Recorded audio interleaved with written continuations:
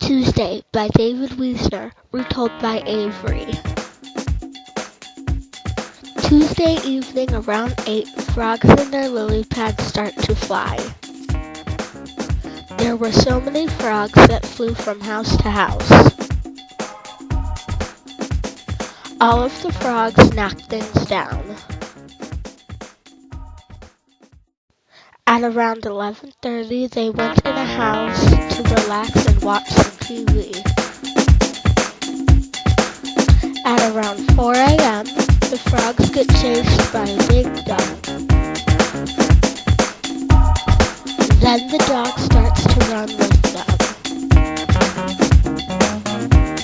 Then the frogs suddenly start to fall from the sky. All of the frogs start to fall back into the creeks and the lakes.